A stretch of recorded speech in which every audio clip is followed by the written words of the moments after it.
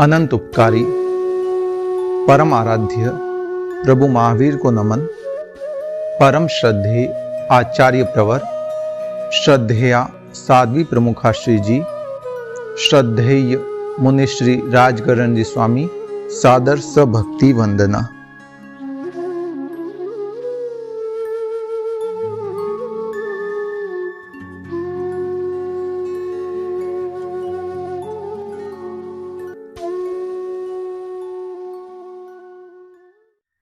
जय जिनेन्द्र। 25 बोल की श्रृंखला के अंतर्गत 5वां बोल, आधार पुस्तक जीव अजीव। पर्याप्ति चय। पर्याप्ति किसे कहते हैं? जीवन उपयोगी जो पौद्गलिक शक्ति होती है उसे पर्याप्ति कहते हैं। मैं बोल रहा हूं, आप सुन रहे हैं। बोलने के लिए जो शक्ति चाहिए वह इस पर्याप्ति से निष्पन्न हुई है। आप सुन रहे हैं, सुनने की जो शक्ति है वह इस पर्याप्ति से निष्पन्न हुई। आप देख रहे हैं, देखने की जो शक्ति है वह इस पर्याप्ति से संपन्न हुई है। आप श्वास ले रहे हैं, श्वास छोड़ रहे हैं, ये जो शक्ति है वो इस पर्याप्ति से हमें मिली है। हम जो चिंतन कर रहे हैं, हम बोल रहे हैं, चल रहे हैं, कर रहे हैं, जो भी एक्टिविटी कर रहे हैं, उसमें जो हमारे पास एक एनर्जी का स्रोत है, उसका मूल आधार है यह च पर्याप्ति। पर्याप्ति का अर्थ है पौद्गलिक शक्ति जो जीवन उपयोगी है। जीव जब आयुष्य पूर्ण करता है और नए स्थान पर जब उसका जन्म होता है तो सबसे पहले वह ओज आहार ग्रहण करता है। हर जीवों का ओज आहार अलग अलग होता है। कोई जीव पृथ्वी काय, अप काय, तेजस काय, वायु काय, वनस्पति काय में जाता है, वहां उसका ओज आहार अलग होता है।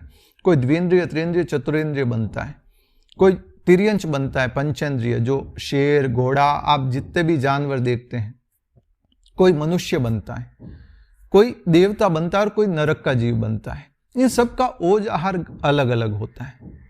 विशेषकर जितने जानवर हम देखते हैं उनका और मनुष्य का जो ओज आहार होता है वो फीमेल का रज और मेल का वीर्य, अर्थात जो हम रज और वीर्य, जब कोई स्त्री पुरुष का संभोग होता है तब जाके वहां एक योनि निर्मित होती है, रज और वीर्य के मिलने के कारण।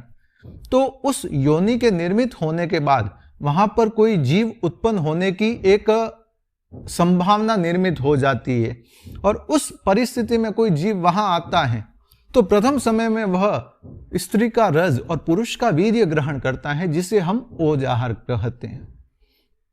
ओज आहार आहार प्राप्ति के अंतर्गत है। आहार का अर्थ हो गया ऐसा आहार जो जीवन तक टिकता रहता है। जो प्रथम समय में हम ओज आहार ग्रहण करते हैं वो हमारे जीवन के अंतिम समय तक अवस्थित रहता है। यदि किसी का बीच में ही ओज आहार समाप्त हो जाए, यह आहार प्राप्ति के अंतर्गत ग्रहण किया हुआ, वह व्यक्ति मृत्यु को प्राप्त हो जाएगा, क्योंकि ये हमारे जीवन से जुड़ा हुआ है, जीवन उपयोगी है। ये ओज आहार इतना गरिष्ठतम होता है उस समय का जीव के लिए कि उसकी पूरी फिलोसॉफी उसी पर टिकी हुई होती है। जैसी भावधारा के अंतर्गत वह रज और वीर्य का मिश्रण हुआ है, उस समय जो मेल फीमेल की फीलिंग्स है, जो भावधाराएं हैं, वह उस बच्चे के जीवन के अंतिम छोर तक वह टिकी हुई रहेगी उसके संस्कारों के रूप में। यह होता है ओज आहार। आहार प्राप्ति, हालांकि प्राप्ति अलग अलग जीव अलग अलग ग्रहण करते हैं। एकेंद्रिय से लेके एकेंद्रिय जीव 4 प्राप्तियों को ही ग्रहण करते हैं। द्विंद्रिय से लेके असंगी पंचेंद्रिय तक के जीव जितने होते हैं वे 5 प्राप्ति ग्रहण करते हैं।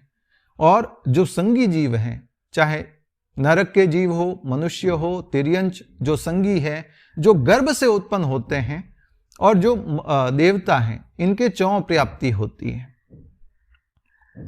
शुरुआत जिस जीव को जितनी प्राप्ति ग्रहण करनी है वह शुरुआत एक साथ करता है। पुस्तक के अंतर्गत एग्जाम्पल आया, किसी को घर बनाना है तो घर बनाने के लिए ईंट भी चाहिएगी, पानी भी चाहिएगा, लकड़ी भी चाहिएगी, साथ ही साथ सीमेंट, चूना, खड्डी आदि सब कुछ चाहिएगा। ये सारी सामग्री इकट्ठा करना एक तरह से पर्याप्ति, जो बांधने के लिए जो पौद्गलिक सामग्री चाहिए वह हो गई। फिर सबसे पहले क्या होता है कि नक्शे के अनुसार दीवारें बनानी शुरू करते हैं। फिर ये सोचते हैं कि इधर अंदर आने का गेट होगा, इधर अलमारी होगी, इधर खिड़की होगी, इधर ये होगा। ये सारा जो प्रोसेस हो रहा है ये इंद्रिय शरीर प्राप्ति के अंतर्गत। फिर कमरे में कहाँ कमरा किस तरह का, लैट्रिन बाथरूम किस तरफ होंगे, कैसे होंगे, क्या होंगे, साइज क्या होगी, ये सारी इंद्रिय प्राप्ति हो गई। हवा का उजास कैसा होगा, हवा आने जाने का वे क्या होगा, दिशा कौन सी रहेगी, धूप आएगी या नहीं आएगी, ये सारी श्वासोच्छ्वास और भाषा प्राप्ति और मनः प्राप्ति हो गई। तो जैसे घर बनाने के लिए कई सामग्रियों की अपेक्षा होती है, वैसे ही इस शरीर के निर्माण के लिए भी इन 6 पर्याप्तियों की अपेक्षा होती है। एकेंद्रिय में 4 पर्याप्ति होती हैं, जो हमने जाति 5 के अंतर्गत सुना और जाना कि एकेंद्रिय के केवल एक स्पर्शनेंद्रिय होती है। तो स्पर्शनेंद्रिय है, रसनेंद्रिय नहीं है। तो रसनेंद्रिय नहीं है तो वे बोलते भी नहीं है। तो उन जीवों के भाषा कैसे होगी, और भाषा है ही नहीं तो भाषा पर्याप्ति के पुद्गल कैसे ग्रहण करेंगे। जिसके रसनेंद्रिय हैं, जीभ हैं, वह तो भाषा ग्रहण कर सकता है, भाषा पर्याप्ति होगी उसके। मगर जो एकेंद्रिय हैं उसके प्रथम 4 पर्याप्ति ही होती हैं। आहार होता है, ओज आहार वे भी ग्रहण करते हैं। शरीर होता है, एकेंद्रिय का शरीर होता है। हम पृथ्वी काय को देखते हैं, कई बड़े बड़े पहाड़ है, हमें दृष्टिगोचर होते हैं। इंद्रिय प्राप्ति उनके स्पर्शनेंद्रिय है, उसकी बनावट भी है, कोई सख्त होता है, कोई सॉफ्ट होता है। अलग अलग जीवों की अपेक्षा अलग अलग भेद होते हैं। तो वे श्वासोच्छ्वास भी करते हैं। अब ये जरूरी नहीं है कि जैसे हम श्वास लेते हैं वैसे ही सभी जीव लेते हैं, अलग अलग प्रोसेस होता है। हमारे नाक है तो हर जीव के नाक को ऐसा कोई नियम नहीं है, अलग अलग जीवों के अलग अलग अपेक्षा से होता है। तो ये इंद्रिय प्राप्ति और श्वासोच्छ्वास प्राप्ति उनके होती है, 4 प्राप्ति होती है। द्विंद्रिय के रसनेंद्रिय भी होती है, स्पर्शनेंद्रिय, रसनेंद्रिय।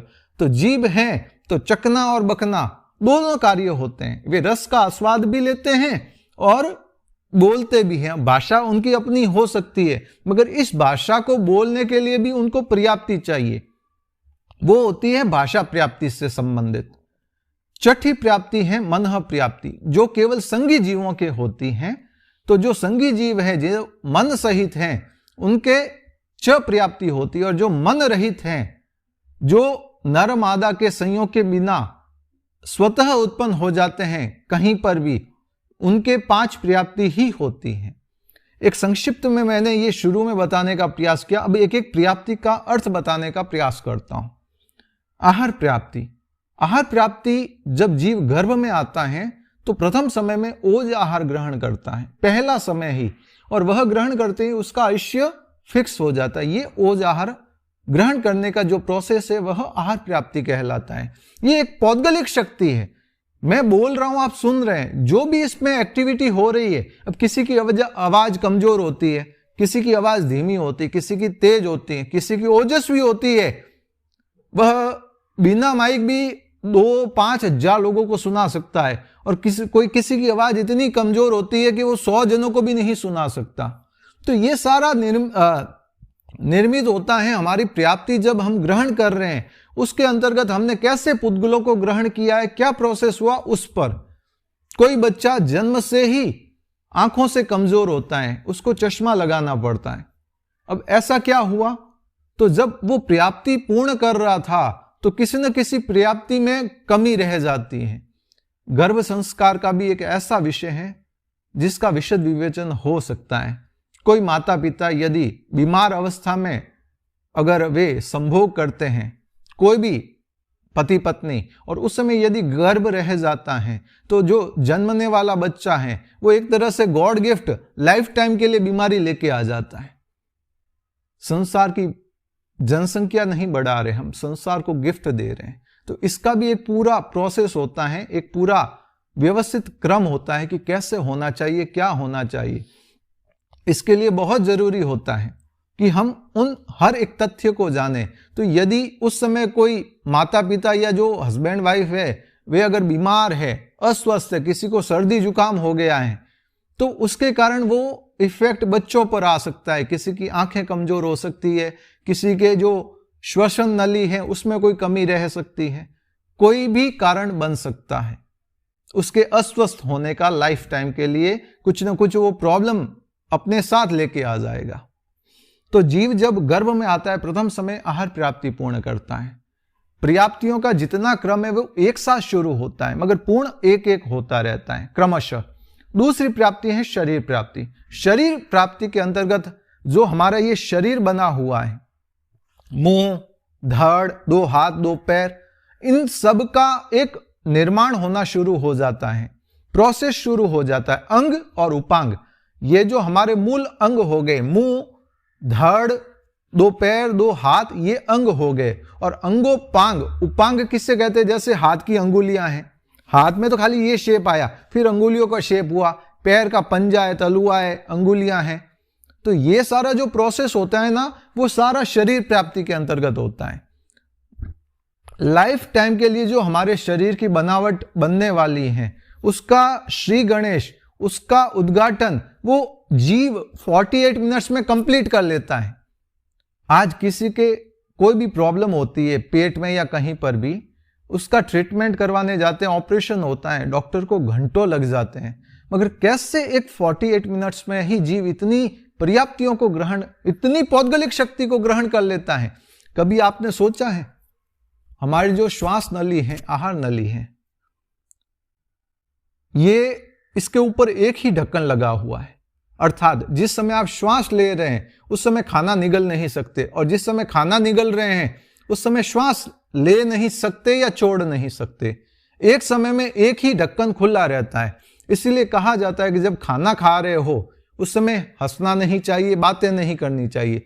कई लोग पानी पी रहे होते हैं, उस समय यदि हंसी आ जाती है उन्हें, तो क्या होता है कि ढक्कन आहार नली के ऊपर भी बंद नहीं हो पाता है और श्वास नली पर भी, तो ढक्कन सीधा रह जाता है। हंसते हुए हम कई बार पानी पी रहे और हंसी आ गई तो वो पानी हमारे सीधा नाक में घुस जाता है और नाक से निकलना शुरू हो जाता है और हम एक तरह से वो आकुल व्याकुल हो जाते हैं। ये पूरा प्रोसेस 48 मिनट्स में कंप्लीट हो जाता है। शरीर प्राप्ति के अंतर्गत ये पूरा जो ऊपरी बनावट शुरू हो जाती है। फिर साथ ही इंद्रिय प्राप्ति का भी कार्य चल रहा होता है। जैसे मुंह का शेप बना दिया, कोई माटी के या आटे के जैसे वो किसी गुड्डे गुड़िया का बनाते हैं ना, तो पहले एक छोटा सा गोला बनाकर रखते हैं, मुंह बनाते हैं, फिर धड़ बनाते हैं, फिर 2 हाथ, फिर 2 पांव, फिर उसका जो मुंह बनाया उसमें आंखों का शेप दिया जाता है, फिर नाक बनाया जाता है, फिर होठ बनाए जाते हैं, कान बनाए जाते हैं। तो ऐसे ही जीव जब प्रथम समय में गर्भ में आता है तो 6 प्राप्तियां एक साथ शुरू कर लेता है। सबसे पहले आहार प्राप्ति कंप्लीट करता है प्रथम समय ही, फिर उसके बाद शरीर प्राप्ति। जैसे ही शरीर के अंगों का और उपांगों का निर्माण का जो पौद्गलिक सामग्री है वह इकट्ठी हो जाती है शरीर के अंतर्गत, फिर वह इंद्रिय प्राप्ति के प्रोसेस भी अंदर के अंदर करती रहती है। जैसे मुंह बना तो अंदर का सारा प्रोसेस होता रहेगा, कान है तो अंदर का पर्दा और अंदर के सुनने की शक्ति के लिए इंद्रिय प्राप्ति के अंतर्गत वो सारा प्रोसेस होता रहेगा। आंख की बनावट है, आंख की बनावट के साथ जो शक्ति है उससे देखने की, वह भी निर्मित हो जाएगी। निवृत्ति उपकरण जो हमने इंद्रिय 5 के अंतर्गत जाना, तो ये सारा है। अब जीव का निर्माण हुआ तो इसके द्वारा हम स्वाद भी ले रहे हैं और बोल भी रहे हैं, तो इसके साथ भाषा प्राप्ति भी जुड़ी हुई है। तो ये सारे कार्य एक साथ शुरुआत होती है मगर कंप्लीट स्टेप बाय स्टेप होते रहते हैं। सबसे पहले आहार प्राप्ति, फिर शरीर प्राप्ति के अंतर्गत शरीर का निर्माण, इंद्रिय प्राप्ति के अंतर्गत 5 इंद्रियों के लिए जो पौद्गलिक सामग्री होती है उसका हम स्टॉक कर लेते हैं और उसका निर्माण शुरू हो जाता है। यदि किसी के इंद्रिय प्राप्ति के अंतर्गत उसने आंखों के पुद्गलों को अगर पूर्णतया ग्रहण नहीं किया तो जन्म से कई व्यक्ति अंधे हो जाते हैं, कान से बहरे हो जाते हैं। तो जो भी है वो प्रथम समय ही है, शुरुआत ही है। उस समय यदि उन्होंने पूर्ण ग्रहण कर लिया कोई कमी नहीं, और अगर पूर्णता से ग्रहण नहीं हुआ तो जो आज के समय होता है ना, कई बच्चे गर्भ में ही क्षत विक्षत होते हैं, किसी के पैर में कोई प्रॉब्लम होती है, किसी के हार्ट में कोई प्रॉब्लम होती है, तो वो जन्म के साथ नहीं, गर्भ के साथ नहीं, शुरुआत के साथ ही वो डिफॉल्ट लेके आ जाते हैं।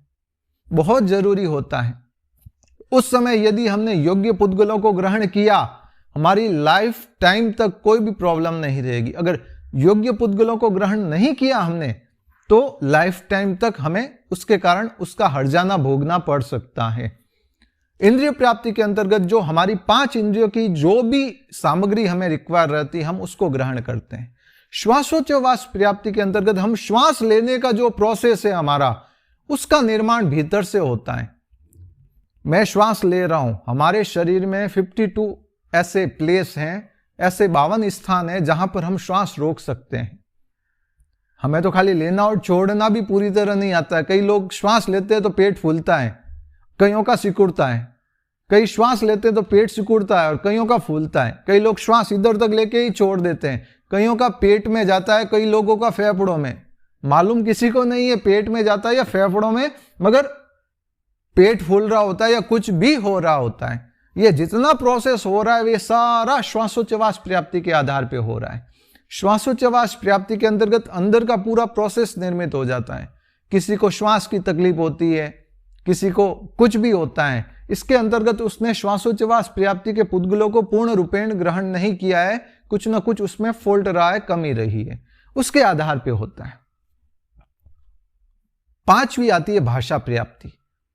हम बोल रहे हैं तो इसके लिए जो भाषा वर्गणा के पुद्गलों को ग्रहण करने की किसी की कैपेसिटी होती है। कई लोग बोल नहीं पाते हैं, अटक जाते हैं, कईयों की आवाज कमजोर रह जाती, कईयों की आवाज पतली होती, कईयों की बहुत भारी होती है। कई ऐसे पुरुष होते हैं जिनकी आवाज एकदम पतली होती है और कई महिलाएं होती जिनकी आवाज बहुत मोटी होती है। तो ये सारे प्लस माइनस जो भी होते हैं इस भाषा प्राप्ति के आधार पे होते हैं। कोई बहुत फास्ट बोल सकता है और कोई एकदम स्लो बोलता है, कोई अच्छे से पढ़ लेता है और जोर जोर से फास्ट बोल सकता है।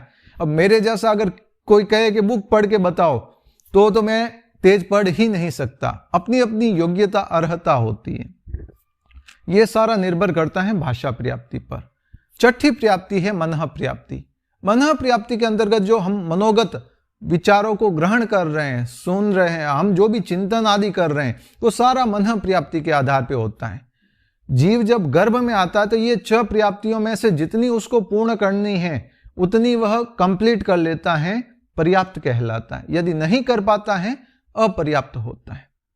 आपको मालूम है जीव जब गर्भ में आता है ना, तो 1 सप्ताह बाद उसका आकार होता है चावल के दाने जितना, केवल इतना सा। अब ये मत पूछना कौन सा चावल, बासमती ही या जीरासर या कोलम या कौन सा, बस चावल जितना होता है। इतना छोटा सा आकार होता है 1 सप्ताह में। 2 सप्ताह में वह बोर जितना बनता है, जो छोटा बोर आता है ना, इतना आकार होता है। फिर धीरे धीरे वह अनवरत गति करता रहता है। वह माता द्वारा ग्रहण किए हुए भोजन को, जो एक नली होती है जो नाभि से जुड़ी होती है, उससे ग्रहण करता है और उन योग्य पुद्गलों को जो मां खा रही है, आहार कर रही है, उससे वह अपना शरीर निर्मित करता रहता है। सार तत्वों को ग्रहण करके शरीर को पुष्ट करता रहता है। अंदर के अंदर जो इंद्रिय आदि है उनको विकसित करता रहता है। हड्डियों की संरचना करता रहता है, नसों का विकास करता रहता है, नाड़ियों का तंत्र जमाता रहता है और जो असार तत्व होते हैं उन्हें पुनः निसार भी करता रहता है, छोड़ता भी रहता है। यह संक्षिप्त में मैंने 6 प्राप्तियों को समझाने का प्रयास किया। हालांकि प्राप्ति पौद्गलिक शक्ति है और प्राण जीवनी शक्ति है। जो अगला बोल है हमारा, दोनों का संबंध अपने आप में होता है, वह भी मैं आपके समक्ष प्रस्तुत करने का भाव रखता हूं, मगर आगामी बोल में। आपका साधर्मिक जैन नरेश चोपड़ा, बालोतरा, सूरत।